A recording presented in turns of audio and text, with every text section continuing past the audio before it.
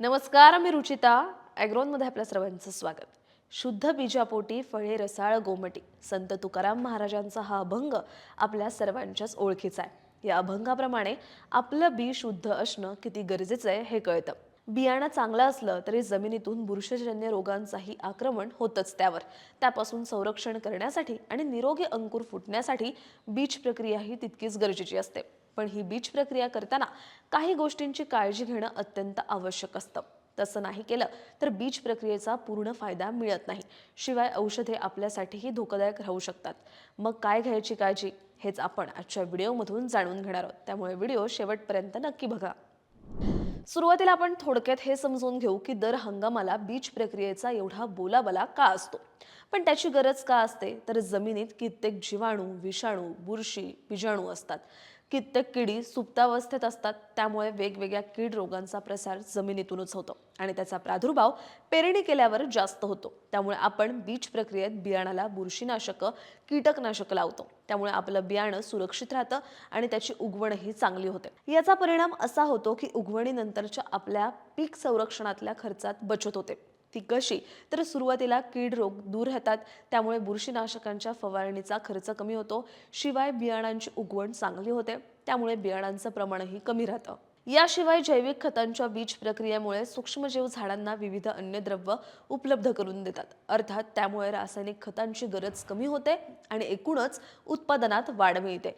अशी ही बीज प्रक्रिया करताना मात्र आपल्याला काळजीपूर्वक लक्ष द्यायचं आहे. ती कोणती तर सर्वात आधी म्हणजे बीज प्रक्रियेसाठी शिफारस केलेल्या रासायनिक घटकांचा आणि शिफारस केलेल्या प्रमाणातच वापर करायचा आहे. कमी किंवा जास्त प्रमाण झालं तर त्याचे अपेक्षित परिणाम मिळत नाहीत. याशिवाय बीज प्रक्रिया करताना ती प्लास्टिकच्या कागदावर, बारदाण्यावर पण सावलीखाली करायची. आता बीज प्रक्रिया करताना आपण जी औषधं वापरणार आहोत ते एका क्रमाने वापरायचे. ते म्हणजे FIR म्हणजेच फंगीसाइड, बुरशीनाशक, इन्सेक्टिसाइड, कीटकनाशक आणि रायझोबियम म्हणजेच जीवाणू खतं. पण हे बियाणाला लावायचं म्हणजे हाताने चोळायचे नाही तर कापडाने किंवा पिशवीत एकत्र मिसळून घ्यायचंय. बीज प्रक्रिया केल्यानंतर बियाणं थंड आणि कोरड्या जागी सुकवायचे आणि शेवटची जीवाणू प्रक्रिया केली की बियाणं 3 तासाच्या आत पेरणीसाठी वापरायचंय. आता तुम्ही म्हणाल, आम्ही तर बियाणं विकत आणतो, त्याला आधीच बीज प्रक्रिया केलेली असते. तर बरोबर आहे, त्यावर बुरशीनाशकं आणि कीटकनाशकांची बीज प्रक्रिया केलेली असते. आपल्याला फक्त जीवाणू खतांची बीज प्रक्रिया करायची. जीवाणू खतं म्हणजे कोणते तर रायझोबियम, ॲझोटोबॅक्टर, ॲझोस्पिरिलियम, स्फुरद विरघळणारे जीवाणू म्हणजेच PSB, पालाश उपलब्ध करणारे जीवाणू म्हणजेच KMB. पण त्यावेळेसही आधी सांगितलेली सगळी काळजी घ्यायची बरं का.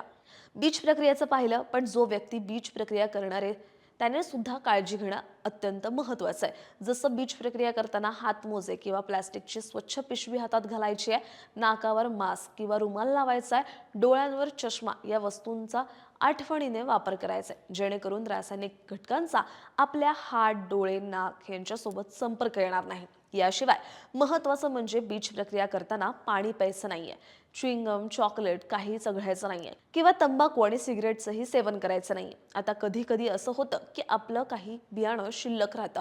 मग अशा परिस्थितीत ते वेगळं ठेवायचंय. ते जनावरांच्या किंवा आपल्या खाण्यात येणार नाही याची काळजी घ्यायची आहे. बीज प्रक्रिया करताना तुम्ही काळजी घेता का हे आम्हाला कमेंटमध्ये सांगायला विसरू नका. आणि अशाच शेती संदर्भातील महत्त्वाच्या बातम्यांचा आढावा घेण्यासाठी ॲग्रोवनला सबस्क्राईब आणि फॉलो करायला विसरू नका.